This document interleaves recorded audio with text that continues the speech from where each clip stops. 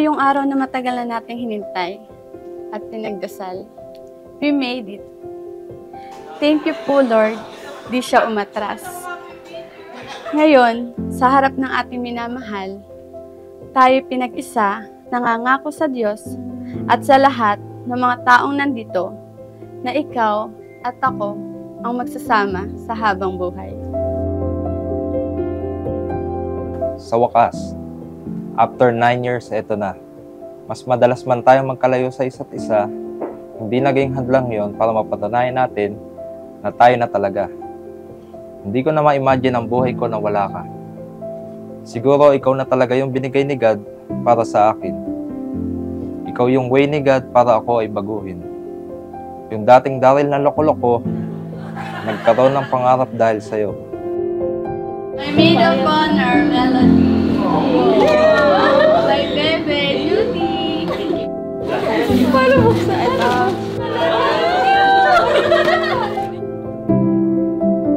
Thank you!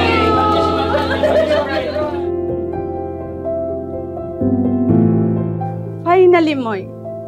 After 9 years of our relationship, ito na yon. Maraming salamat sa pagmamahal na hindi pinilit at kusang binigay. Pasensyang hindi natatapos. Maraming salamat, babe. You are God-sent and someone na hindi ko expect na dadating sa buhay ko. Isang taong binigay ng Diyos na mamahalin ako na kahit halap kong hindi na ako kamahal-mahal. Despite every imperfection and despite all the toyo and topak.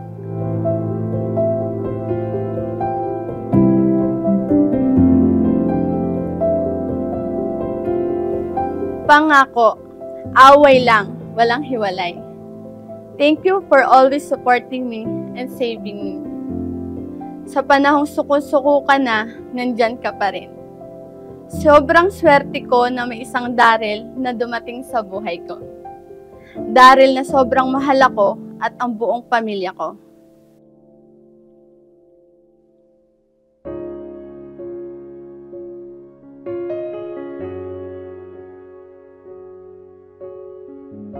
Exciting ang buhay mag-asawa, ito'y create ng Diyos. Dapat lang umayon tayo kung ano yung disenyo ng Diyos, umayon tayo sa designer ng marriage. And marriage, listen to this, is to be enjoyed, not to be endured.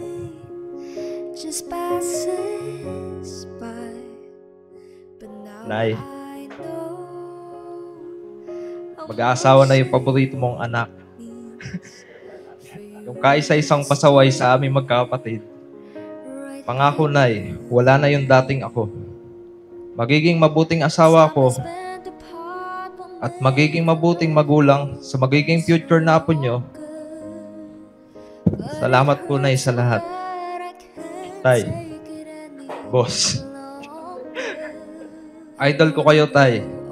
Sana maging kagaya nyo ako. Mabuting asawa, mabuting ama, at gagawin ang lahat para sa pamilya. Mahal na mahal ko po kayo, Nanay.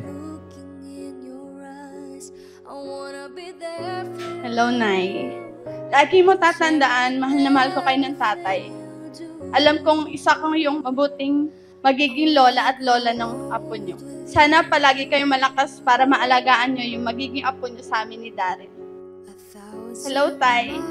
Tatay, alam mo kung gaano kita kamahal, kung gaano ako nagmamalasakit sa iyo. Mag-aasawa na yung kamukha mo. Maraming salamat sa inyo ng nanay. Na kahit hindi perfecto ang lahat, ginagawa mo pa rin ang best mo para sa amin. Mahal na mahal namin kayo ng nanay. Simula ngayong araw na ito, Mr. Ko, pinapangako ko na magiging isang mabuti akong misis sa iyo. Sa kagalakan, kapighatian, sa kasaganaan, at sa kahirapan, sa karamdaman at kalusugan, hanggang ikaw ay nabubuhay. Magsasama sa hirap at saya, pinapangako ko na ikaw lang ang mamahalin ko sa habang buhay. Mahal na mahal kita, Ineng. Hindi ako mapapagod na mahalin at suyuin ka kahit topakin at tampuhin ka. I promise to be your lover, companion, best friend, and your greatest fan. I will always stand by your side. I support you, cherish you in all seasons of our life together. I promise to love you unconditionally. I will give my best to you. I will honor and respect you. And I will be your faithful partner and your forever best friend. I love you, Neng. You will always be my baby, Rose.